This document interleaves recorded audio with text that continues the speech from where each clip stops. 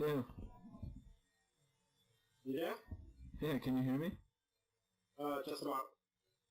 Okay. Oh yeah, I can hear you now, yeah. Welcome to episode 8 of Express Talk, and this week, yes, I'm actually doing it back-to-back weeks. I know, I surprised myself too. But for this week, my guest is Kenny Killa from Sunday Segway. Thank you for joining me. Hey, thanks for asking me to come on. It's your boy Kinny and I out here, the one man with no Instagram. That's right, we out here on the other side of the pond, bringing it to you on Wrestle. Sorry, so make sure you guys are all listening and listening good, because this won't be the only time we'll be joining my boy on the show. How you doing? Doing good, how about you? Yeah, I'm just happy that you invited me on the show, man. I'm happy I did it back-to-back weeks.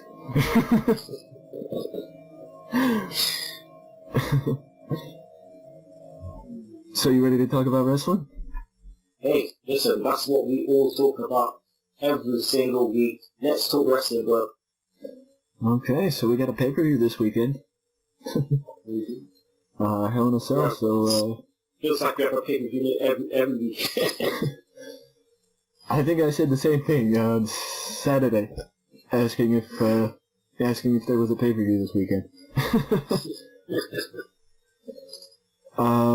So which match are you looking forward to most? Definitely Charlotte versus Sasha. The only thing is, I just hope that they don't go too overboard. I mean, obviously, they're making history in itself, but, I don't want to see too much just be like a tilt-a-whirl corkscrew off the top in the cage or something. At most, I prefer to see Sasha just do like a dive off the top of the cage onto Charlotte. As long as Charlotte catches alright, it's all good. But apart from that, I don't really want to see them down too much. I don't want to see them do no colour. Definitely, no blood. Yeah. Well, I mean, I don't think we have to look. I don't think we have to worry about that with WWE because it's still WWE. Yeah, true. Well, I mean, for me, it's kind of hard to pick because I'm actually looking forward to obviously the women's match, but I'm also looking forward to Roman's match because of how good his Hell in a Cell match with Bray was last year. Mm-hmm. So it's hard for me to pick. It's interesting. Rusev at the moment, man, he's a funny guy, man. Everything he does at the moment just makes me laugh. So yeah, that's a good pick. Yeah. And I also think that, they fit well enough together that they could have a pretty good brawl in Hell in a Cell. Yeah. What's your thoughts on the fact that they have three Hell in the Cells? For once, I don't have a problem with it. If this is the end of Roman and Rusev, if this is the end of Sasha and Charlotte after Sunday, then I don't have a problem with it. If it continues, then it shouldn't have been in a Hell in a Cell. Alright. I mean, I do know they have a problem with depth in the women's division, but there need to be other people that can challenge Sasha or Charlotte for the women's title. Because, you do the math, they've been feuding on and off since January for the women's title. Hopefully we get a result, man. Hopefully we get a result, and it's a good result, and it's a good match, and, similar to when Bayley and Sasha did their thing and everyone came out and stuff, hopefully, we get that kind of a feel. Yeah. I agree because that would, really show that the change of perception of women's wrestling on the main roster has also taken effect. Mm-hmm. So now, flipping the coin, which match are you looking forward to least? What am I looking forward to least? Oh, God. Probably New Day versus Sheamus and Cesaro. I felt that the way that they kind of done it in terms of just talking Dallas Lanson, and then New Day. I thought the New Day can stay on a little bit. I feel like they need something, a thing to kind of reignite a little bit. And the whole Cesaro and Sheamus thing, it could work, but at the moment it's too fresh to even say. But yeah, I'm really looking forward to that. I could agree with that, but I will say that unless Rich Swann is added to the Cruiserweight title match, then the Cruiserweight title match is the match I'm looking forward to least. Interested. I know some people are looking forward to that. I like TJP anyway, man. I just feel the whole creative around the Cruiserweight division is a bit weird. You've got one heel, and you've got super white meat babyface, and then you've got just a bunch of other guys flipping in the division, so it's just a bit weird. They need to create some more kind of definitive characters, but they're kind of stuck in trying to make the Cruiserweights separate from Raw, a whole separate thing, Well, I think that it's like you said with Sheamus and Cesaro, that the whole division as a whole is still kind of fresh. That other people I don't ever remember Drew Gulak being a babyface. Yeah. So. Right. And also Anthony Nese could be a quite good heel. Or quite a good heel, so. He's one that could be an amazing. He's got the slogan, the premier athlete. I just think that I don't know what. Sometimes I don't know what WWE think, but it would be great for them to have a bit more about them. Drew Gulak, obviously, he's got his attire, he's got his, what he does, the way he wrestles, and so on and so on. But if they just added just a little bit more, but apparently, WWE are quite big on selling this apparently, and as the dirt sheets, say whatever you want to be in the dirt sheets. So looking forward to seeing him get a push. And I will say that I'm not so much against the Cruiserweights because I don't like TJP or Brian Kendrick or Rich Swann. I am a huge fan of all three of them. Well, huge fan of two of them, not so much Brian Kendrick. Not so much who, sorry? Not so much Brian Kendrick. It's not that I'm not a huge fan of him. I am a fan of his, but I'm more of a fan of the other two. Okay. It's more the booking on Raw that you have the number one contender lose his go-home show match, and if you're not going to put the guy who beat him in the match, then what's the point of making him lose? So, that's what I'm thinking. I like the way you think.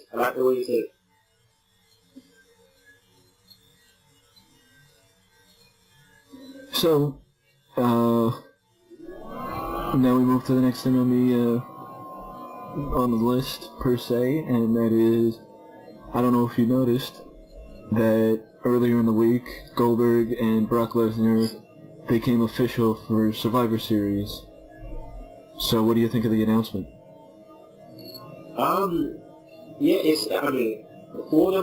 Before the rumors and stuff, I was like, oh wow, okay, well, the last time I saw the fight, it was a bit anticlimactic, and I was looking forward to, that match. And then, Goldberg decided to go on Raw, and just one of the best ends to Raw there's been in a while. It was just like, it was pure, it was fresh, it was like straight. It was just emotional. It was everything. It was like, he's been away for so long. He's come back and literally thought that everyone kind of forgot who he was, and to get that reaction was big. So that in itself just sold it. The only thing that annoyed me is that this Monday, obviously, the whole Heyman and Lesnar segment was just so weird. They seem to forget that they were in Brock's hometown, and they were trying to get people to boo Brock. And cheer Goldberg. It just weren't going to happen. Hence why they put the plug on the segment early and played Lesnar's music, and they all just looked amused. Yeah, because Paul probably said, we're not gonna get a heel reaction here. Exactly. But he's like, oh, okay, you tell me to go out there, I'm going to go out there. I get paid anyway.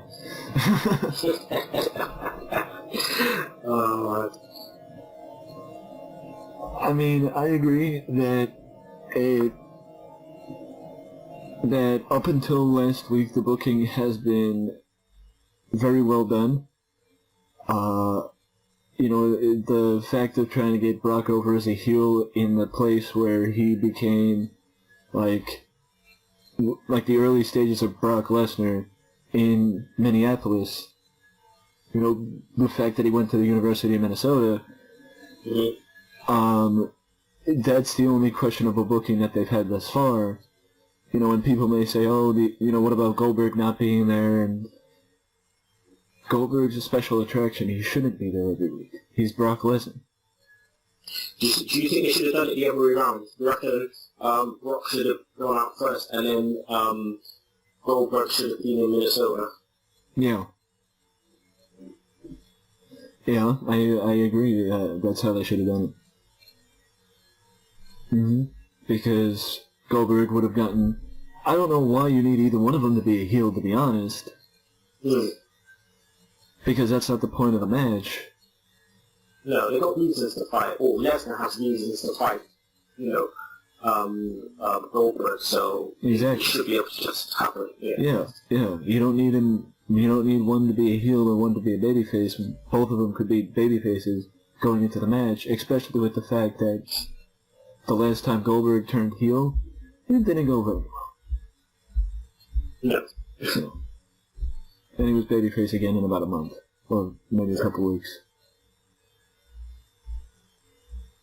So, speaking of WWE, recently the newest members of the Performance Center joined the Performance Center, and one name in particular, I know you saw it on the format, and that's Roderick Strong. The reason why I picked out Roderick Strong is because he is the biggest independent wrestler, U.S.-based independent wrestler that the WWE have signed probably since Samoa Joe. So, this year, and put down in development. Yeah, no, totally agree.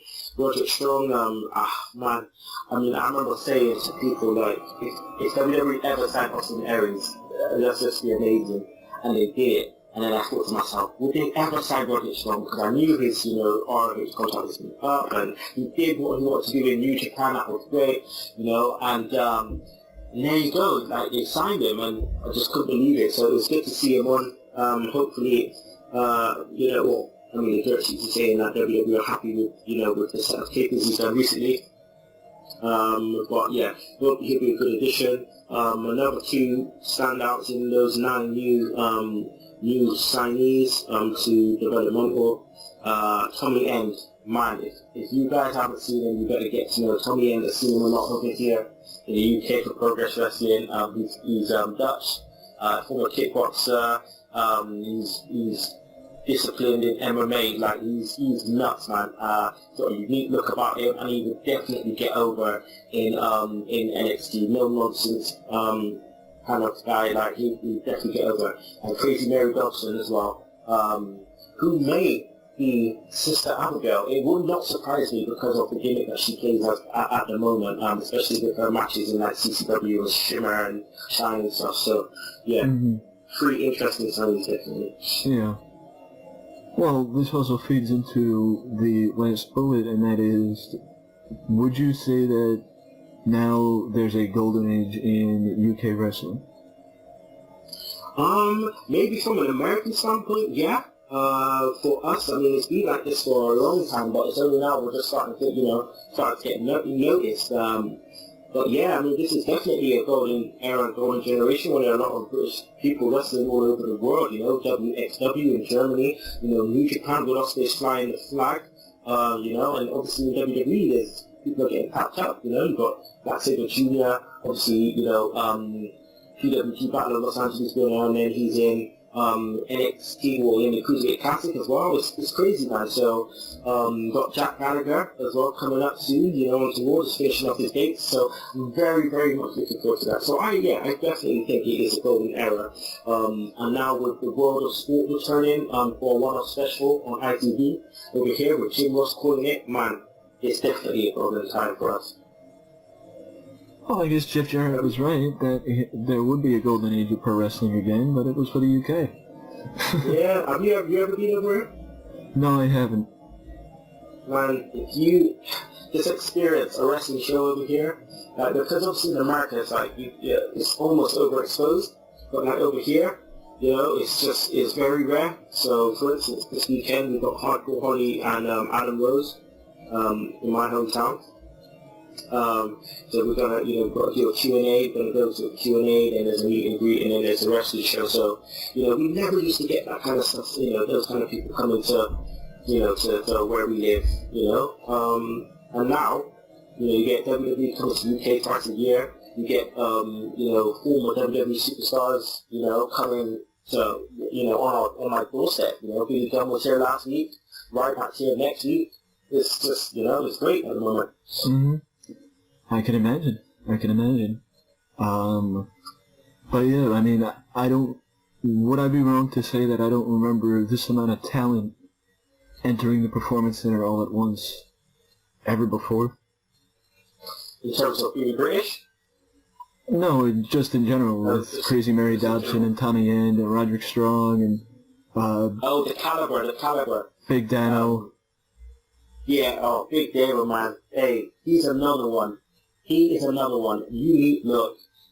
Agile. Man, yeah, you're right. It is, to have all those people, and especially to have a female wrestler in and amongst that group as well, is great. You're talking 4 out of the 9. You know what I mean? Like, that's what you want. 4 out of the 9 go straight onto TV. No messing about, straight onto TV. Exactly. We've already seen Sarah Dawson on TV, if people, recognize her. I mean, her name, she came up as Sarah Dawson, when she I think she did 2 jobs. But yeah, it's just great, man. Yeah, I mean, in all honesty, I think if she could have signed, or if she would have signed sooner, then she would have definitely been in Nikki Cross's spot in Sanity. Or at least could have been in Nikki Cross's spot for Sanity. But I think WWE have a lot of plans for Nikki Cross and formerly Nikki Storm and Lucy Sarah Dawson, like, yeah, definitely. Yeah.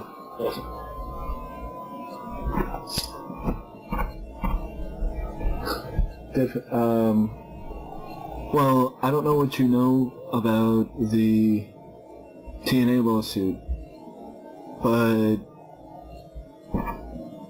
I mean, it seems like Billy Corgan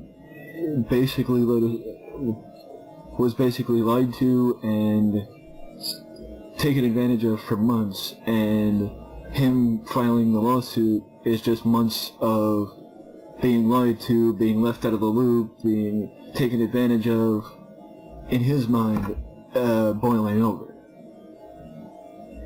So, I guess my question is, what do you know about the lawsuit, and whose side are you on?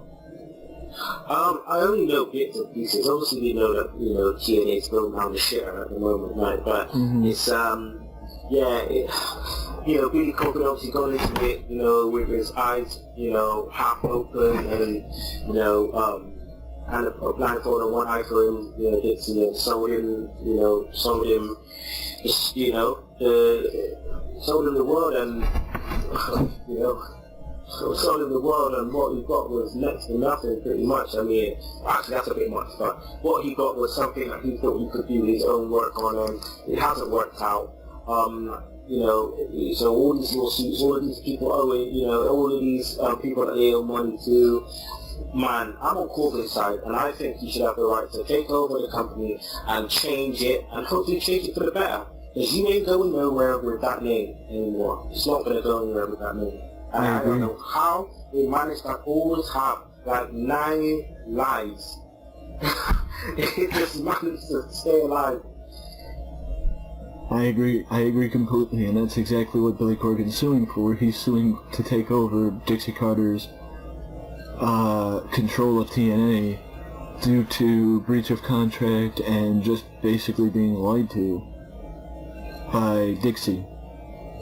Like, Dixie falsifying the agreement and all that stuff and not living up to her end of the bargain, and, you know, because it seems as though the lawsuit could go one of two ways. Billy Corgan could get control of the company, or the courts could view it that TNA needs to be shut down due to the agreement with Aerolux, which is the reason why Billy Corgan became president, to save the company. Because if TNA defaulted on the money from Aerolux, or the money they owed Aerolux, then Aerolux had the ability to foreclose the company. Yeah. So, with that being said, either Billy Corgan gets control, or it's very possible that TNA is done. Man, I would just let Billy Corgan take control and do what he's doing, man. Change the name, change the philosophy, because it needs to change, man. You know, they've done their best to try and keep it afloat and stuff and keep it relevant. You know, obviously broken Matt Hardy and all that stuff is managed to do its lap, and obviously Lashley's reign. But, you know, under the emergence of EC3, but, man, the 3 guys can't save the company, man, so you just need to, you know, start again, start fresh. They got the talent, man, they got the talent. I would definitely think about, selling their library to WWE. Mm-hmm. Like, exposure.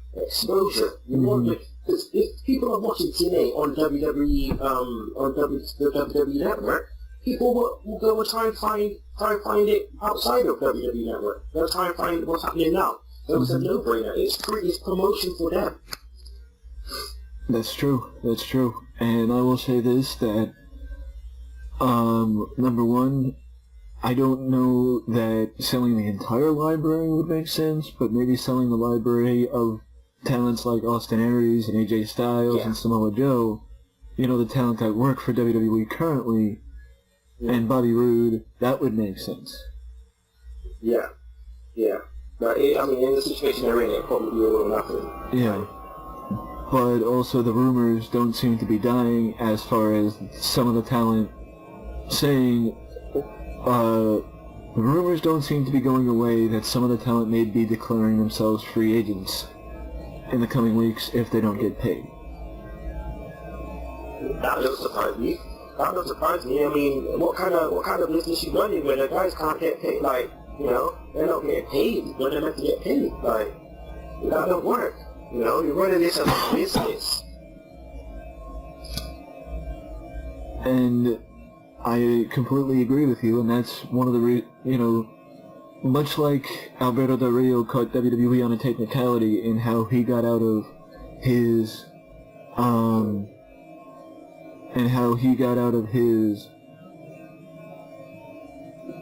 90-day no-compete clause. I think that even with the contractual obligations the talent have to TNA, they'd be able to get out of the 90-day, the contract. Even if TNA sued them for breach of contract, they'd still be able to get out of contract one of two ways. If they have the clause that Lance Storm had in his ECW contract with bounce checks, and if he gets too many bounce checks, he can leave. If you don't get paid, then you can leave. But also, wrestlers are independent contractors. They're free to leave if they want. And they should not be able to be sued for a breach of contract because of the fact that they're independent contractors. Yeah. Or are supposed to be viewed as independent contractors. But, you know, it seems like things are worse than we may know or may be aware of in TNA, and, you know, just to put out the disclaimer, we both don't want TNA to go out of business. So anybody watching thinking, oh, they just want, they're bad-mouthing TNA, they're saying shit that's untrue. We're not saying anything that has not been reported from people who are either at the court proceedings or have a source who was at the court proceedings. Yeah, fully agree. Yeah. It's literally, we want TNA to survive, more jobs for the boys, as they say. We like alternatives to the WWE, of course. So exactly. Yeah. Even though 9 out of 10 times I'm making jokes or in a way bad-mouthing or talking negatively about TNA, that does not mean that I would want them to go to business, because then I won't have a company to make jokes about. Well, no, in all seriousness, I've said it before and I'll say it again. As a writer, having one less company to write about, it makes it more difficult to write, because you're not going to be able to put news up every day about WWE. I mean, just look at GFW. What happened to the men? Boy, Lord knows. That's, just what I'm saying.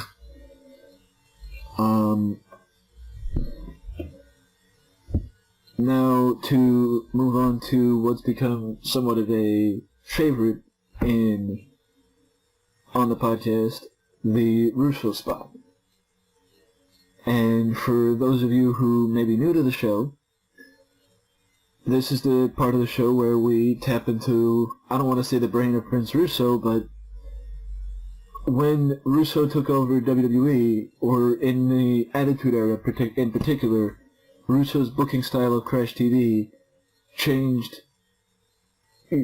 pro wrestling, changed the booking style, changed the era of pro wrestling, and, changed how people book, or can book pro wrestling, gave a new way to book.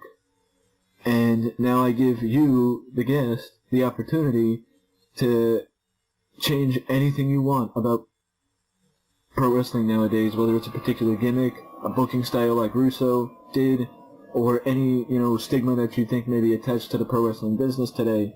So you have the ball. Anything you want. Alright, cool. One thing I would definitely change is, I would change Dolph Ziggler. I would make him go away completely.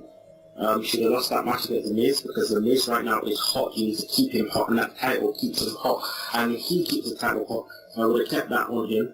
I would have made Ziggler gone away for a bit, and then maybe come back under different guys or different gimmick or just something different, Similar to AJ, when he, left and back, and he was, the Lone Ranger, or whatever you want to call him, AJ. And that was different, and that changed him, and that changed his style, and he took that to Japan, and look at him now.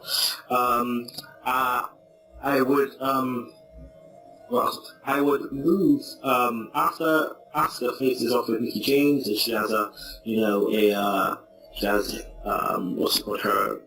feud with her. I think Asuka should be moved up, and she should leave NXT unbeaten.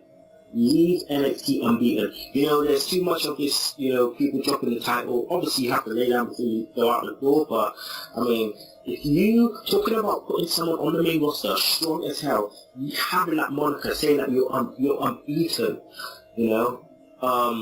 and then just put her across as a monster, that would be great. And I think that's all I have to say on that right now, and especially on what's happening today. One more thing. Roman Reigns needs to be confident in being able to say no to certain things and find his cadence a bit more. Be a bit more real, be a bit more him. Put some of himself into his character. That's it, man. That sounds, those are good, 3 good ideas. If I had to pick anything, I would probably say that I would change TNA. And I'm going to take what I said a few weeks ago in the podcast. I forget who the guest was, and I forget when I said it. I think it might have been a couple weeks. I think it might have been episode 6. I said that TNA, or Billy Corgan, should do what Eric Bischoff wanted to do with WCW and basically shut the company down for a couple weeks. I mean, yes, Bischoff was going to bring it back as WCW, but just in a new area, a new pay-per-view, etc., and obviously some new talent. But Billy Corgan should repackage the entire company. New announcers, new name, new logo, new ring, new entrance, new everything. Some new faces, some new titles. I don't mean, instead of the X Division title, you get the Cruiserweight title. I mean, a new look for the X Division title, a new look for the World title. Maybe you bring back the television title and strap this stupid Grand Champion and King of the Mountain Championship, and, you just have the focus, or you even have the focus like it did in the early days, where you have four titles instead of 3, but you have the Women's, the Tag Team, and the X Division, and the World. That's it. But you shut the company down for a couple months. You tell Pop TV, we're going to come back and we'll have the highest ratings. We'll have the highest rating that we have had in our stay with you if you let us shut down for 2 months. And you just air old footage. We'll give you old footage from our library to air. Meaning old, like when they were on Fox Sports Net. When they were the weekly pay-per-views of NWA TNA. Or, the 2005-2006 TNA. Shut down the company and air old footage in the time that the company's off to give Pop stuff to air in the time slot and make people remember how good TNA used to be. Exactly. Yeah, I like that. I like that idea.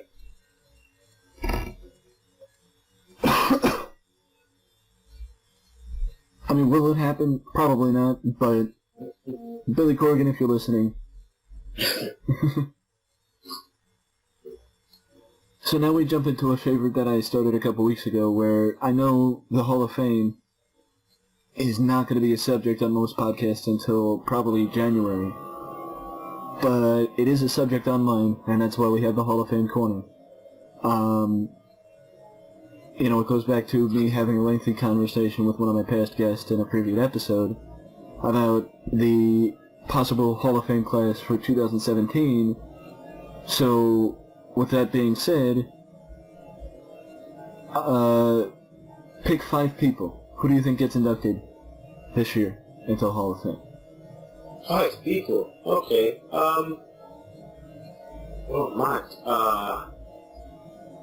Owen Hart should, definitely. Owen Hart should. Bulldog should. I don't know if he's in there yet. I'm not sure if he is. Bulldog should. Demolition. Wait, Demolition aren't in there yet, are they? No, they're not. No, they definitely should. Without a shadow of a doubt. If he's in the dudes in there, they should definitely be in there. Who else? Lex Luger, probably, and Taker needs to retire and Taker needs to do it. But this year maybe too soon, but man, yeah, he definitely needs to go in. That's about it really. I'm trying to think of a woman, which woman who's not in there should go in, because obviously they put a woman in there every year as well. I don't know. What's your thoughts? Women-wise, women wrestlers-wise, who do you reckon should go in that isn't in there already?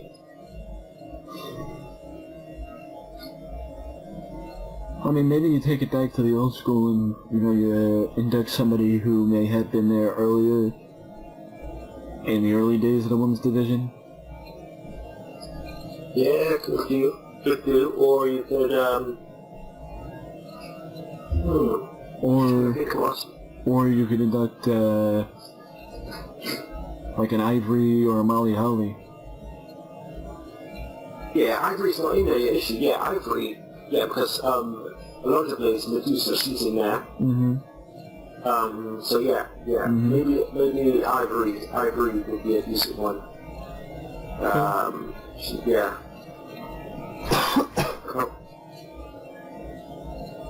But those are my picks for me. Well, before I say my picks, I will just say that the reason why it may come so easy to me is because I've done this the last 3 weeks. Okay.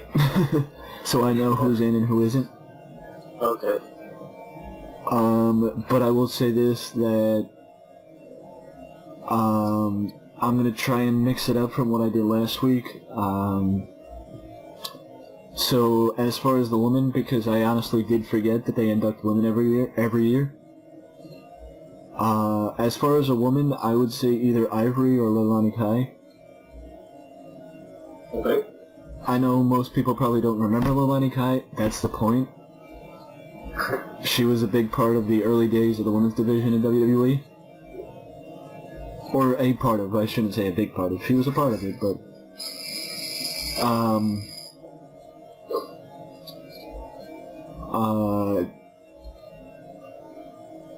I agree with Demolition. I'll take that from you. And I'm gonna go with I'll take from what I said early. One of my, I think the earliest one. I'll say Hillbilly Jim. Oh yeah, Hillbilly, yeah. Yeah, Hillbilly in there. And my posthumous inductee would have to be Rick Rude, because Rick Rude should be in there. Oh man. And yeah, Rick Rude, yeah, that's a good one. Rick Rude should definitely be in there. And because of the fact that I know his status currently, even though his likability isn't there, I think that either both members of the tag team or just him, the Dynamite Kid, should go in the Hall of Fame. Oh yeah, definitely. Dynamite Kid should definitely get in there, man. If you want to put him in, Tiger Mask in, just so Tiger Mask can induct him and also go in, that's fine. But actually, I don't know if Satoru Sayama's... do you know if Satoru Sayama's still alive? Well, I'm not sure. Yeah, I don't... Well, I'll direct it to you, the listener. If you know if Satoru Sayama, the original Tiger Mask, is still alive, let me know down in the comment section below. But yeah, that's who I believe should go into the Hall of Fame, and the reason why I didn't pick Owen and the Bulldog is because of next year, it being in Minneapolis, or Minnesota in general, it being in that area. I think the closer to Canada you get, the better time it is to induct those guys. But I would induct them as a stable. I wouldn't induct them separately. Because I think that's the only technicality that you can use to get Owen in, with Martha still being alive. Yeah. Because Martha finding out that they're inducting Owen would probably block it. Probably, yeah, definitely. Yeah. So I think the only way that they couldn't get Owen in is the Hart Foundation.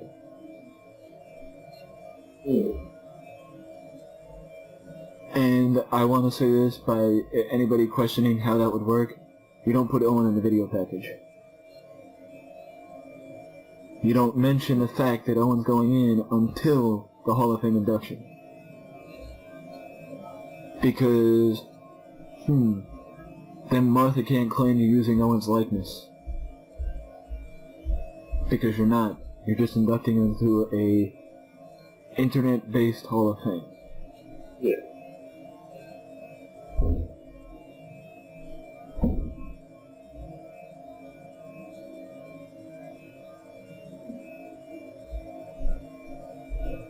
With that being said, internet-based, do you think that the WWE will ever have a physical building for the Hall of Fame? Yeah, I think so eventually. I think eventually they will. It's something that they've been talking about for a while. So yeah, I think they will. Do you think it will be after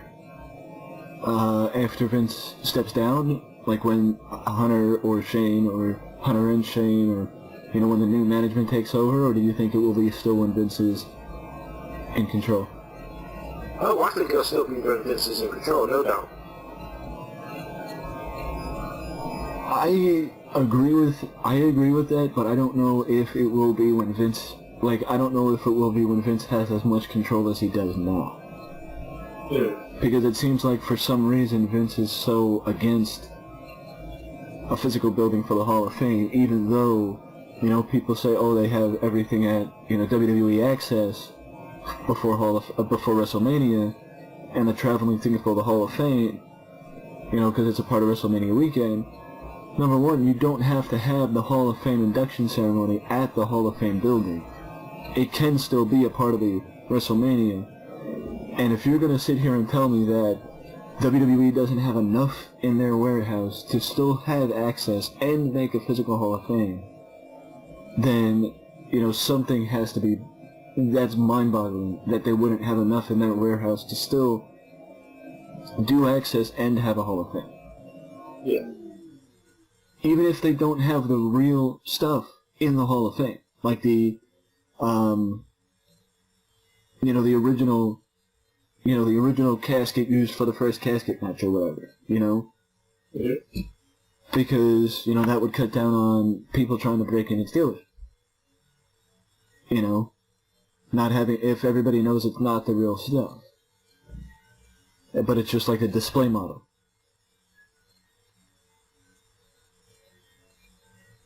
Okay, yeah, I see what you're saying. Yeah.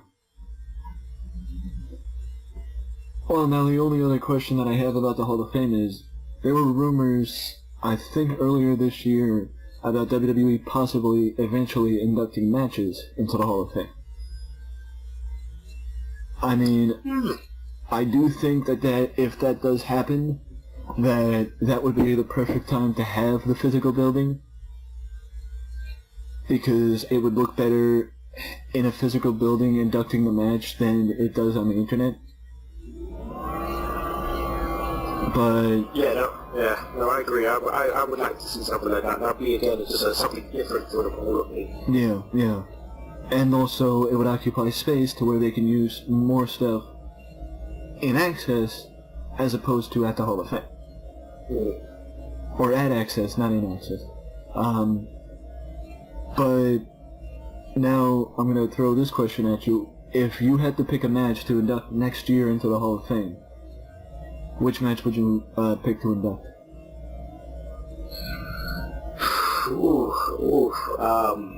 For me, it either has to be Bret versus Shawn at WrestleMania 12,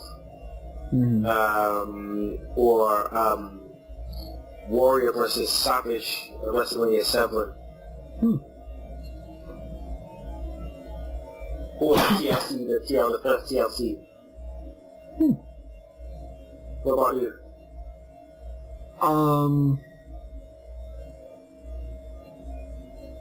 I will say that, to what you said, that the inducting the first TLC match, I don't know if that would be the first match they induct, but that would be a great idea to induct it, because it would be a way to reintroduce the Hardys back into the company. And,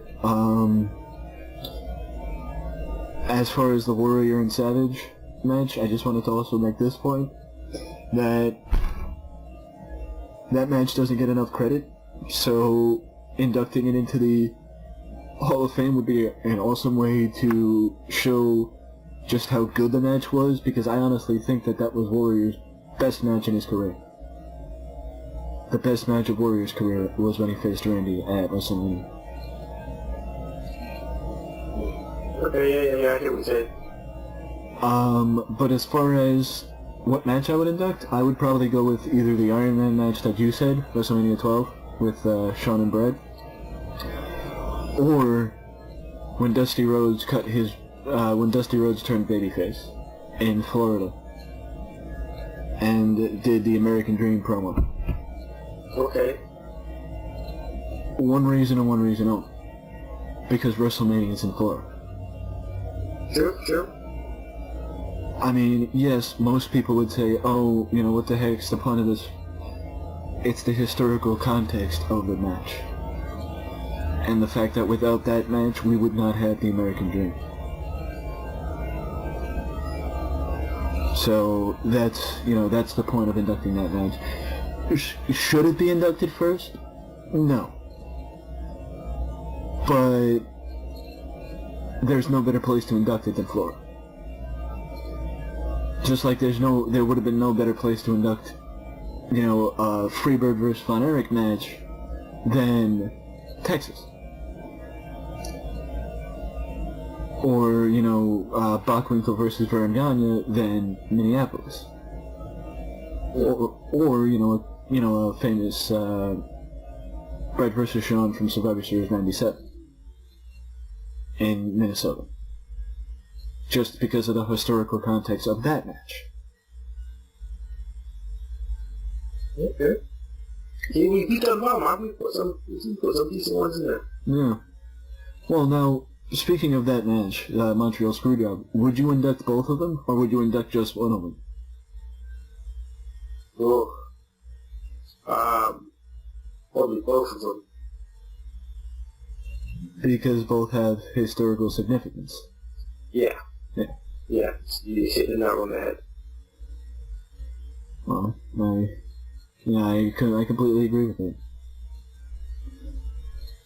Now we're gonna mix things up a little bit, and instead of ending what we usually end with, I'm gonna,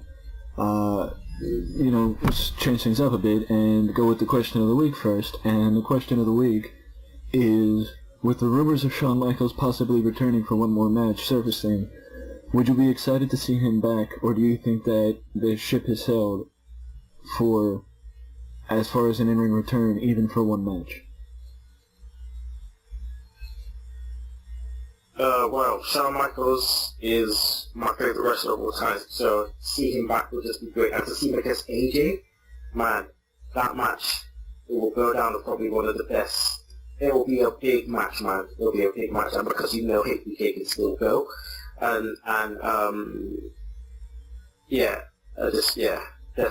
Definitely.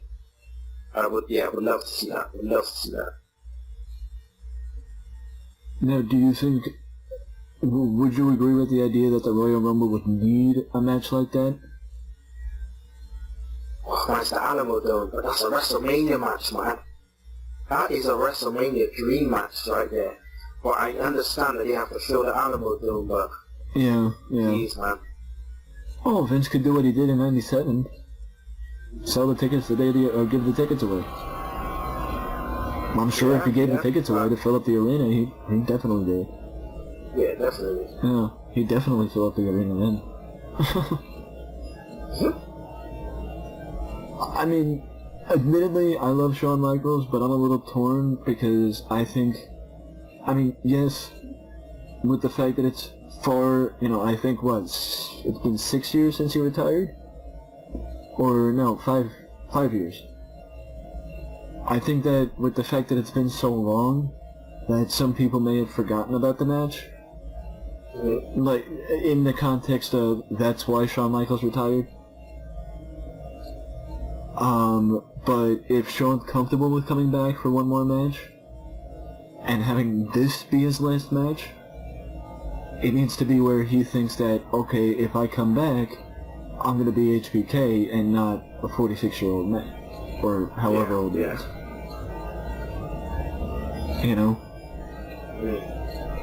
That's what I think he needs to be aware of, because if he's not coming back and he can't compete on the same level or near the same level as he did when he was active, then I think it's best left untouched. And best left for WWE 2K17.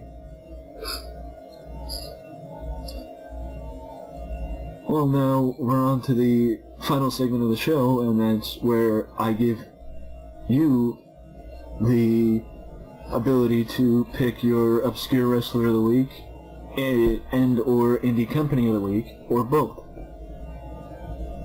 So the stage is yours. Okay, well, company I want to give a shout out to would be Pro Wrestling Chaos over here in Bristol, England. We got a big show this weekend happening in the 8th, so I want to give a shout out to them. I'm going to give a shout out to Indie Women's Wrestler Solo Darling. I interviewed her yesterday. The interview will be up on our show next week. Yeah, I was going to give a shout out to her. She's doing a big thing at the moment. She's also wrestled people like, Leva Bates and Crazy Mary Wilson, Heidi Lovelace, Kimberly, all of those lots. So, I'm going to give a shout out to her. Cool. So, props to Pro Wrestling Chaos and Solo Darling. Yep. As they are this week's Indie Company of the Week and Obscure Wrestler of the Week. And if you're in the Bristol area in this weekend, then check out Pro Wrestling Chaos, as I will admittedly say that though I have not had contact with them for a bit, I had been in contact with them earlier in the year. I don't remember why, but nothing came of whatever I was in contact with them to do. So, but either way, still props to them, and check them out if you're in the area this weekend. So now we move to the point of the show where if you have anything upcoming that you want to hype or anything like that, or social media where if you want people to check, get in contact with you or anything like that, then here's the space. Okay, well, it's the Sunday Sacred Wrestling Podcast every Sunday beginning to view on Podomatic and YouTube. So make sure you check that out. We have a show this Sunday, our Hell in the Cell Prediction Show. We will be joined by Stephen Guerrero from Q Hill Podcast, and also be joined by the No Shady Tom Brady, my partner in crime for Sunday Sacred TV. So look out for that. Also this Sunday, check us out on Sunday Segment TV, where we will be reviewing and giving you the best in New Japan Pro Wrestling every single week. And we are on the road, people. We are on the road to Power Struggle, New Japan Power Struggle. So we are giving you the updates of what's been happening on the road to Power Struggle. So yeah, you can follow us at Sunday Segment. Segment spelled S-E-G-B-E. You can follow me at Killy Killer, that's K-I-L-L-A. And yeah, and that's it. And then hopefully, if you listen to this, you're already following my boy at Wrestling Express. So yeah, that's it. That's all I can say. So thanks for having me on. Well, thank you for coming on such short notice. I know we were just in contact last night. No problem. Yeah.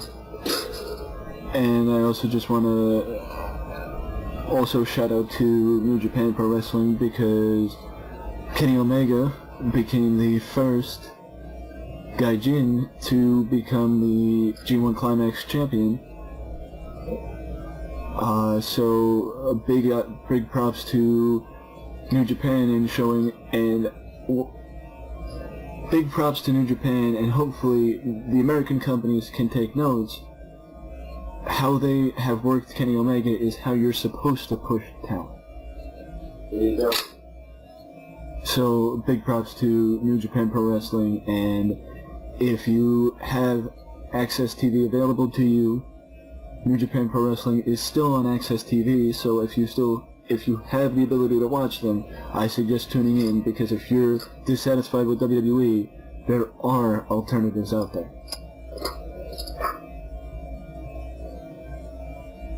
And with that being said, let me know. I want to hear from all of you on what you thought of the show. So let me know down in the comment section below what you thought of this week's show, and anything in particular on the show that you want to comment on. Feel free to leave the feedback, because as always, feedback is more than welcomed and appreciated. But if you don't want to leave a comment, you can always leave a like and subscribe to the channel for more content just like this that you can only find right here at Wrestling Express. And a big thank you to my friend Kenny Killer from Sunday Segway for joining me this week on Express Talk.